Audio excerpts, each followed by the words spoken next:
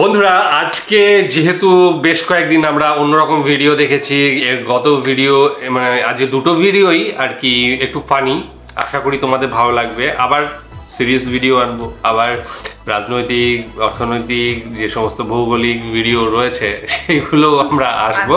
তবে আজকে পরপর দুটো ফানি ভিডিও। হ্যাঁ, তো সেই ফানি ভিডিওর একটা তো অবশ্যই রয়েছে এবং আমরা হাসার জন্য চুজ করে নিয়েছি। হ্যাঁ, এবং গতদিন আমার মনে হয় হার্ট ডে গিয়েছে, ওয়ার্ল্ড হার্ট ডে এরকম কিছু গিয়েছে যত সম্ভব, গতকাল কি তার আগে। হ্যাঁ, তো সেই জন্য হাসাটা প্রয়োজন, যে হৃদয় সুস্থ রাখার জন্য হাসা প্রয়োজন। গতকাল হয়নি, আজকে হচ্ছে, যে কোনো একদিন হলেই হলো, মানে যে কোনো একদিন না, সব প্রতিদিনই হাসার দরকার আছে। তো আমরা পরের দিন উদযাপন করছি। তো সেই জায়গা থেকে আজকে বিতিকবাজ থেকে আমরা ভিডিও নিয়েছি এবং সেই বিতিকবাজ নেত্রী দ্য লিডার। তা জানি না ভেতরে কি আছে এবং নেত্রী কে, কাকে নিয়ে এই ভিডিওটা, কারণ বিতিকবাজের ভিডিওগুলো অবশ্যই মানে কি বলে, বাস্তব জীবনের যে সমস্ত চরিত্র রয়েছে তাদেরকে নিয়েই হয়ে ওঠে। তো সেখানে নেত্রী দ্য লিডারকে সেটা আমরা জানি না। যাই হোক, ভিডিওটা দেখবো, তারপরে তোমাদের সাথে আলোচনা করব। ডেসক্রিপশন বক্সে লিংক দিয়ে রাখবো, সেখানে গিয়ে অরিজিনাল ভিডিওটা দেখো, সাথে সাথে চ্যানেলটাকে লাইক, শেয়ার এন্ড সাবস্ক্রাইব করে দিও। চলো। আমি ছাত্রলীগ করছি 4 বছর ধরে, আমি এখন সেন্ট্রাল ইউনিভার্সিটি। ও মাই গড, আমি ছাত্রলীগ করছি 4 বছর ধরে। বলছিলাম ভাই ছাত্রলীগে কিভাবে যোগ দিব না, মানে ভাই ছোটবেলা থেকে আমি ছাত্রলীগের অনেক বড় ফ্যান। আমি জয় ছাত্রলীগ, জয় বাংলা, জিন্দাবাদ দানেশী। ভাই বলো, দেখো ছাত্রলীগ বলছে, ছাত্র দল না। আমি ছাত্রলীগ করছি 4 বছর ধরে। ও গড, একবার দিলা দে। দুষ্ট মনটা এখন আমার শুধুই ছাত্রলীগ করতেছে। तुमसे मिलके दिल का है जो हाल क्या कहे। উনিও কি ছাত্রলীগ না, মানে পরিগুলা এতদিন কোথায় ছিল? আমি ডানা কাটা পরি। বলছিলাম সরকার পতনে যেই সকল নেত্রীদের বয়ফ্রেন্ড পালায় গেছে, তারা কিন্তু চাইলে অন্তর্বর্তীকালীন বয়ফ্রেন্ড হিসেবে আমারে রাখতে পারেন। তুই ভয়ে লেজ গুটিয়ে পালায়। আচ্ছা, বাসে চড়ে যাত্রী, রাজপথে নেত্রী। এতদিন ছিল মনে ভয় ভীতি, ওমা মেয়েরাও দেখি করে রাজনীতি। আর তারই ইতি টেনে স্বাধীনতা এনে গণতন্ত্র মেনে জাতি সুখে জীবনযাপন করা শুরু করেছে। কিন্তু কেমন আছে সেই সব ছাত্রলীগের নেত্রী যাদের স্লোগানে একদিন রাজপথ কাঁপতো? জয় বঙ্গবন্ধু, বাংলাদেশের উন্নয়ন। আচ্ছা, নেত্রীদের কীর্তি আজকে আমরা দেখব বিনোদনের সাথে। বর্তমানে নেত্রী শব্দটা উচ্চারণ করলে এক বাক্যে চলে আসে আমাদের আতিকা আপার নাম, যিনি মাত্র 7 মিনিটে ঢাকার রাস্তা ক্লিয়ার করতে চেয়েছিলেন। আপনাদের যা করার এই 7 মিনিটের মধ্যে করতে হবে। আতিকা আপা কিন্তু সেই স্লোগান দেয়। এই স্লোগান দিয়ে দিয়ে আপা সবার মন জয় করে ফেলেছিলেন। শুভ শুভ শুভ দিন, মানে ভাই কোন লেভেলের রেসপেক্ট, পুরাই বেলুন দিয়ে স্টেজ সাজায় ফেলছে, সাথে আবার ফুলের গালিচা দিয়ে রাস্তা তৈরি করা। এইটা তো আপা শুধুমাত্র ওয়াও, কিন্তু চুল টানাটা তো পুরাই ওয়াও। Very dangerous. একটু আস্তে টানটা দিলে হতো না? এইভাবে অপমান। কি এক টান দিল, পুরা ফেসবুক জুড়ে আমাদের আপার চুল টানার কর্মসূচি ছড়ায়া যায়। আতিকা আবার রাজনীতি করে কিছু না পেলেও আপনারা কিন্তু পেতে পারেন হলি গিফট থেকে 200টিরও বেশি আকর্ষণীয় পুরস্কার। সেই সাথে প্রতি সপ্তাহে র্যাফেল ড্র তো থাকছেই। হলি গিফটের এইবারের আয়োজনে থাকছে আলাদিনের চেরাক ক্যাম্পেইন আপনাদের জন্য। শুধু চেরাক ঘষলে তো কিছু হবে না, তবে আপনারা যদি হলি গিফট থেকে এই প্রিমিয়াম আতর প্যাকেজটি অর্ডার করেন তাহলে হতে পারে আপনার স্বপ্ন পূরণ। আপনিও জিতে নিতে পারেন দুইটা আইফোন, সাথে আরো থাকছে 2টা সুজুকি জিক্সার SF বাইক সহ আরো 200টি আকর্ষণীয় পুরস্কার। এই সব কিছুতে অংশীদার থাকতে চাইলে আপনাদের কিনতে হবে 999 টাকা দামের এই আতরের কম্বো প্যাকেজটি। কম্বো প্যাকেজটিতে রয়েছে 5টি অ্যারাবিয়ান বেস্ট এবং 5টি পারফিউম বেস্ট আতর, যার স্মেল 2 দিন পর্যন্ত জামা কাপড়ে থাকবে। আপনি কিন্তু চাইলে ডেলিভারি বয়ের সামনে থেকে স্মেল চেক করে তারপর পেমেন্ট করতে পারবেন। আলাদিনের চেরাক ক্যাম্পেইনে অংশগ্রহণ করতে চাইলে কমেন্ট বক্সে দেওয়া লিংকে ঢুকে অর্ডার করে ফেলুন আপনার আতরের প্যাকেজটি। এছাড়াও হলি গিফটের অফিসিয়াল ফেসবুক পেজের লিংক, তাদের হটলাইন, এই সব কিছু কিন্তু এই ভিডিওটার কমেন্ট বক্সে দেওয়া আছে, তাই অবশ্যই চেক করে নেবেন স্বপ্ন পূরণের সুযোগে যদি আপনি অংশীদার হতে চান। তবে আতিকা আপা থেকেও হিট নেত্রী ছিলেন আমাদের তিলোত্তমা আপা। এই মেয়েটাকে আমায় বিয়ে করতেই হবে। বিয়ে পরে করো, আগে তো আপার শিক্ষা জীবনটা শেষ করতে দাও। 2012-13 সেশনে ভর্তি হওয়া আমাদের এই আপা 11 বছর ধরেও তার বিশ্ববিদ্যালয় জীবন শেষ করতে পারে নাই। 2012-13 সেশনে ঢাকা বিশ্ববিদ্যালয়ের disaster science and climate resilience বিভাগে ভর্তি হয়ে ক্লাস শুরু করেন ছাত্রলীগ নেত্রী তিলোত্তমা শিকদার। আমি 2017-18 সেশনে বিশ্ববিদ্যালয়ে ভর্তি হয়ে আজকে থেকে আরো 2 বছর আগে অনার্স কমপ্লিট করে ফেলছি, কিন্তু এই আপা 11 বছর ধরে শুধু ফেল আর ফেল। শুধু বসে বসে টিকটক করলে হবে? শুধু টিকটক না, রাজনীতি তো আপা সেরা, গোল্ডেন A+ পাবে। আহা কি স্লোগান! উনার এই স্লোগান, মিটিং, মিছিল আজ আমি বড্ড মিস করি। কোথায় আছেন আমাদের আপা পালিয়ে? ছাত্রলীগের এই হাজার হাজার ছাত্রদেরকে দেখে কেউ যদি ভয়ে লেজ গুটিয়ে পালায়, কি কে পালাইছে এখন? কেউ যদি ভয়ে লেজ গুটিয়ে পালায়। হাই রে আপা, সময় কিভাবে বদলায়। আপনার লিডারদেরই তো এখন কোনো খোঁজ নাই, যে যেদিক দিয়ে যেভাবে পারছে পালায়া গেছে। কিন্তু কি হবে আপনার এখন? ওরে আমার কাছে পাঠিয়ে দাও, ওকে আমি সুস্থ করে দেব। যাই হোক, আমাদের এই নেত্রী কিন্তু তার রাজনৈতিক জীবনে সুপার অ্যাক্টিভ ছিলেন। সকল প্রকার মিটিং, মিছিল, প্ল্যান, প্রোগ্রাম সব জায়গায়। মানে ভাবা যায় কত দিক দিয়ে কত কিছুর গুতা খেয়ে যাচ্ছেন আপু এই ভিড় ঠেলাঠেলির মধ্যে। ফুল দিতে গিয়ে নিজেই ফুল হয়ে গেলেন। আপুর কথায় তো কেউ সরে নাই, তবে আমাদের সাদ্দাম ভাই আইসা আপুরেই সরাইয়া দিছে। মানে এতগুলা ছেলের চাপা চাপিতে এইভাবে ঠেলে ফালায়া দিল চ্যাপটা হইতে। নিকাল লাউড়ে খতম।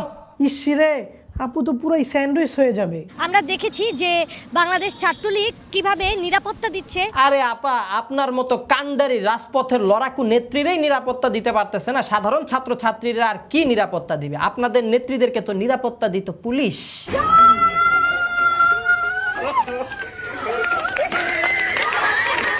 এরপর আসে ইডেন কলেজের ছাত্রলীগ আপাদের বিনোদন। রণক্ষেত্র ইডেন মহিলা কলেজ ক্যাম্পাস, ছাত্রলীগের 2 গ্রুপের সংঘর্ষে। মানে ভাই চিন্তা করেন, কলেজ একটা, দল একটা, কিন্তু তারপরও হাতাহাতি, কারণ পক্ষ 2টা, তাও আবার মেয়েদের।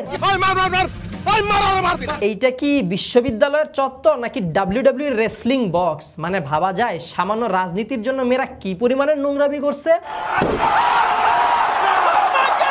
শুধুমাত্র কেলানি দিয়ে সীমাবদ্ধ থাকে নাই, এক পক্ষ আবার আরেক পক্ষের ব্যানার খুইলা পুরা ভাঙচুর করছে। কোনো হতাহতের ঘটনা ঘটেনি। এগুলারে তো তাও নরমাল হাতাহাতি বলা যায়। আমাদের নেত্রীরা কিন্তু এই রাজনীতির জন্য চরম লেভেলের চুলাচুলি পর্যন্ত করছিল। সাংবাদিকগুলো এত চেষ্টা কইরাও তাদের থামাইতে পারে নাই।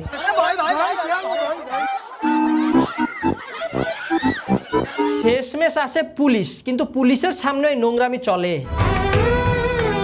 কিসের জন্য তাদের এত বস্তিগিরি? মানে কি আছে এই এক পদে? পদের জন্য এত কিসের আগ্রহ? পদ পাইলে মেয়েদেরই বা কি লাভ? ওই রুমটা যদি রাজি আপু নিতে পারে, তাহলে ওই রুমে 10টা মেয়ে আছে, 10টা মেয়ের কাছ থেকে 10,000 করে টাকা নিল, তার 1 লাখ টাকা হবে।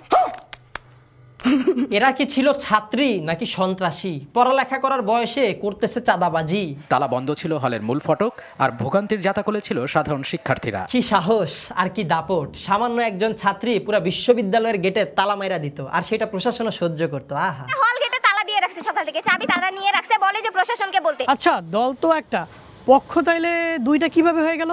ভাগাভাগি কি সমানভাবে হয় নাই? এই পর্যন্ত কোনো একটা ভালো সাংগঠনিক কাজ তারা করতে পারে না। আচ্ছা, বিশ্ববিদ্যালয়ে এখন লেখাপড়া বাদ দিয়ে সাংগঠনিক কাজ করতে হবে? ইডেন কলেজ ছাত্রলীগ আপনারা সবসময় জানেন ঐতিহ্যবাহী একটা ঐতিহ্য না ঘোড়ার ডিম। বেশি না, আজকে থেকে মাত্র 4-5 বছর আগেও রাজনীতিতে মেয়েদের কোনো অস্তিত্বই দেখা যাইতো না। ছেলেরা কাবজাব করতো, ইচ্ছা মতো হাঙ্গামা বাজাইতো। কিন্তু এখন কি এমন সোনার হরিণ পাইছে, মেয়েরাও দল বাইদা ঢুকতেছে রাজনীতিতে।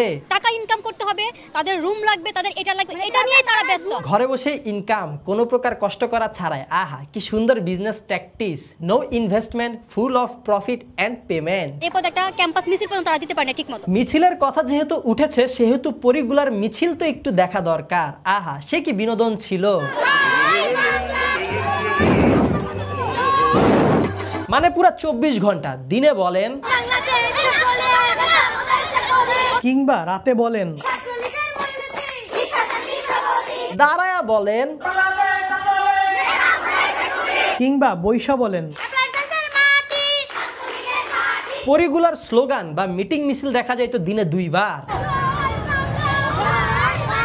আমি বুঝি না তোমাদের রাজনীতি করার কি দরকার, এখন যে পালায় বেড়াইতেছো এটা খুব ভালো লাগতেছে। কোথায় হারিয়ে গেল, মানে আমাদের নেত্রীদের রাজপথ কাঁপানো মিছিল তো ছিল, সেই সাথে জ্বালাময়ী স্লোগান। জামাত শিবির রে বাংলা ছাড়াইতে যায় নিজেদেরই বাংলা ছেড়ে দেওয়ার যে ব্যাপারটা। একটা প্রবাদ ছিল না, অন্যের জন্য গর্ত খুঁড়লে সেই গর্তে নিজেরই পড়া লাগে। এই প্রবাদটার বাস্তব রূপ হচ্ছে এই স্লোগানটা। না মানে তারা চাইছিল বিএনপি এর আস্তানা গুড়িয়ে দিবে, কিন্তু জনগণ তাদের আস্তানায় শেষমেশ গুড়াইয়া দিল। যাই হোক, নেত্রীদের লাল নীল কালো শাড়ি পরে মিছিল আসাটা এখন জাতি খুবই মিস করতেছে। ওহে বালিকা, তুমি এইভাবে শাড়ি পরে তোমার জামাইরে সারপ্রাইজ দেবা, তুমি ঘুরতে যাবা, তুমি মিছিলে কি করতেছো? আরেকটা সত্যি কথা বলতে ভাই, মেয়েরা স্লোগান দিলে কতটা বিশ্রী, কতটা লেম, কতটা উইয়ার্ড লাগে বইলে বুঝাইতে পারবো না। তবে এই জায়গায় সবগুলা মেয়ে যে একদম নিজ ইচ্ছায় মিটিং মিছিলে যাইতো বিষয়টা কিন্তু এমন না। এই জায়গায় অনেক মেয়ে রয়েছে যারা হলে থাকতো বলে বাধ্য হয়ে মিটিং মিছিলে যাইতো। আপু সত্যি আমি তো প্রোগ্রামে যাই, কিন্তু আজকে আমার সত্যি দরকার। জুতা দিয়ে বাইরে বের করব আমি, তুই দেখ খালি। মিছিলে হলে থাকা কোনো মেয়ে যাবে না বললি থ্রেড দিয়ে এভাবে বাজে ব্যবহার করতো কিছু নেত্রীরা। ফাইনাল জমা দিতে হবে, আমি বলছি না তোমার জমা দেওয়া সেটা আমি দেখব। উনি দেখবে, বাহ উনার কি পাওয়ার। বাট স্যাড পার্ট ইজ সরকার পতনের সাথে সাথে এই সব নেত্রীরাও কালের গর্ভে হারায় গেল। এখন গরিব কৃষকের ধান কে কাইটা দিবে? কৃষকরা বলছে মামা 2 মিনিট সাইডে দাঁড়ান, একটু ভিডিও করি, তারপর আপনারা চা খাওয়াই দিব মনে। যাই হোক, শেষে একটা কথাই বলবো, আপুমনিরা আপনারা যারা যারা রাজনীতিতে যোগদান করার চিন্তা ভাবনা করতেছেন তারা কিন্তু এই ভিডিওটা অন্তত 2 বার হইলেও দেখে নেবেন। সুসময় কিন্তু বেশি দিন থাকে না, পরিণতি খারাপ হইতে পারে। আর পরিণতি যদি বেশি খারাপ হয় তখন কিন্তু জুতার মালাও গলায় পরা লাগতে পারে। শুধুমাত্র কিন্তু এই না, রাজনীতির ভিতর কিন্তু অন্ধকার অনেক কিছুই থাকে, যেটা অনেক নেত্রীরা অনেকবারই অনেকভাবে বলে গিয়েছে।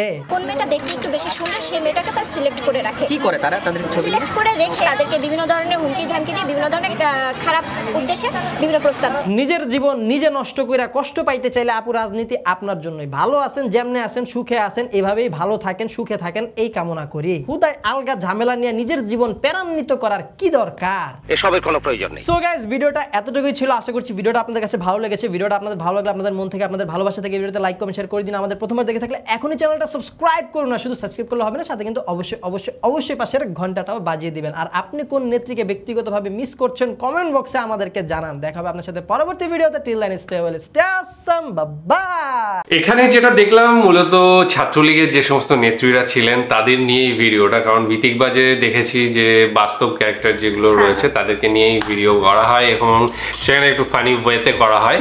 আজকের ভিডিওতে যেটা বলা হলো যে মহিলাদের কেনই বা আসা দরকার, আসা কি দরকার আছে রাজনীতিতে, তো আমি এটার সঙ্গে একমত নই যে মহিলারা আসবে না, আসার দরকার নেই। অবশ্যই মহিলারাও সমাজেরই একটা অংশ এবং তাদেরও সমান ভাগ আছে প্রত্যেকটা জিনিসের ওপরেই। তো সেই জন্য আমার মনে হয় যে মহিলাদেরও অধিকার রয়েছে রাজনীতি করার এবং প্রচুর জায়গায় প্রচুর দেশ রয়েছে মহিলারা কিন্তু প্রধান হয়ে আছেন এবং গত দুটো যে সরকার ছিল সাবেক, সেখানে কিন্তু বাংলাদেশের প্রধানমন্ত্রীরাও কিন্তু মহিলাই ছিলেন। তাছাড়াও ভারতের প্রধানমন্ত্রীও মহিলা ছিলেন এবং অন্যান্য আমরা যদি অন্যান্য দেশগুলো দেখি সেখানেও শ্রীলঙ্কায় ছিলেন এবং অনেক দেশেই কিন্তু এই ধরনের মহিলা প্রধানমন্ত্রী ছিলেন এবং মহিলা রাজনীতিবিদও প্রচুর রয়েছেন। আমরা যদি আজকে ইউএসএ দেখি যে সেখানে কমলা হ্যারিস কিন্তু আগামী প্রেসিডেন্ট পদপ্রার্থী। তো সেই রকম যেটা হচ্ছে আমেরিকাকে বলা হয় সবচেয়ে বড় শক্তিশালী পাওয়ারফুল দেশ এবং সেই দেশে যদি মহিলা প্রতিনিধিত্ব করতে পারে কেন সে জায়গায় নয়। আজকে আরবেও যেখানে মহিলাদের একটা গণ্ডিতে বেঁধে রাখা হতো সেখানেও কিন্তু ছাড় দেওয়া হচ্ছে, বিভিন্ন জায়গায় বিভিন্ন সময়ে ছাড় দেওয়া হচ্ছে।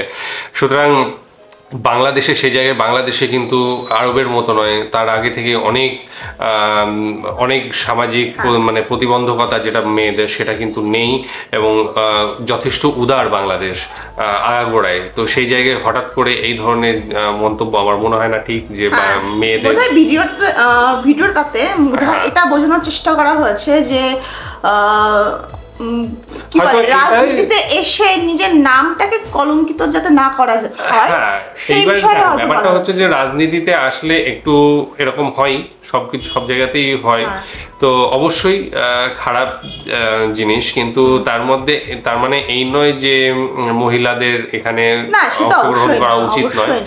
অবশ্যই প্রচুর রয়েছেন, নেত্রী রয়েছেন যারা সত্যি পরিষ্কার, সফল এবং তাদের ক্যারেক্টার কিন্তু পরিষ্কার রয়েছে। আজ পর্যন্ত কিছু শোনা যায়নি। আমরা সেটা আমার কাছে বেশ কিছু উদাহরণও রয়েছে, সেগুলো হয়তো বা তোমরা নাও চিনতে পারো, কিন্তু সেগুলো রয়েছে। তো সেই জায়গা থেকে আমি বলবো যে অবশ্যই এটা দরকার। বাদ বাকি যে সমস্ত ঘটনা দেখানো হয়েছে সেগুলো অবশ্যই একটা সরকার গেলে আরেকটা সরকারে যে সমস্ত নেতা নেত্রীদের থাকে তাদের একটা হেনস্থার শিকার হতে হয়, একটা বাজে মন্তব্যের মধ্যে দিয়ে যেতে হয়, এবং তারা যে যে কাজগুলো করেছিল সেই কাজের একটা প্রতিহিংসা পরবর্তী সময়ে দেখা যায়। পরবর্তী যে সমস্ত শাসক আসে বা দল আসে তারা কিন্তু সেই প্রতিহিংসা পরায়ণ হয়ে সেটা করে। তো এখানে নেত্রীদের যে সমস্ত কাজকর্ম ছিল সেগুলো হয়তোবা সেই সময়ে অনেকেই মেনে নিয়েছে চুপচাপ, কিন্তু এখন সেটা সাধারণ জনগণ মানতে পারছে না। আর সেজন্যই যে অত্যাচার বলো বা এই ধরনের যাই বলো সেটা কিন্তু হচ্ছে, এবং সেটা মানুষ হয়তোবা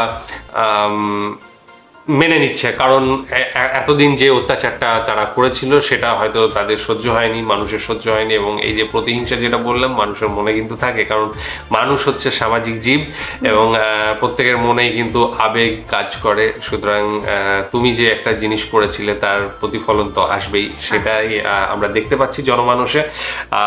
আগামী দিনে হয়তো আস্তে আস্তে এই জিনিসগুলো বন্ধ হবে এবং সামনের দিনগুলো আরো ভালো হয়ে উঠবে, সমস্ত সাধারণ মানুষ, সাধারণ জনগণ ভালোভাবে থাকবে, যে হানাহানি প্রতিহিংসা সেগুলো বন্ধ হবে এবং দেশ এগিয়ে চলবে। আশা করি তোমাদের ভিডিওটা ভালো লেগেছে, আর ভালো লাগলে একটা লাইক, একটা শেয়ার আর কমেন্টস, হ্যাঁ অবশ্যই সাবস্ক্রাইব করতে। হ্যাঁ, তো এরপরে যদি তোমাদের কোনো হাসির ভিডিও রেকমেন্ডেশন থাকে তাহলে অবভিয়াসলি তোমরা কমেন্ট সেকশনে সেটা করতে পারো। আর পারলে একটু ভালো, আরো বেস্ট, আরো ফানি কোনো ভিডিও সাজেশন তোমরা দিও। আর তোমাদের সাথে সাথে আমাদেরও খুব ভালো লাগে ফানি ভিডিও রিঅ্যাকশন দিতে। একদম। তো ডেসক্রিপশন বক্সে লিংক দিয়ে রাখবো, সেখানে গিয়ে অরিজিনাল ভিডিওটা দেখো, সাথে সাথে চ্যানেলটাকে লাইক, শেয়ার, সাবস্ক্রাইব করো।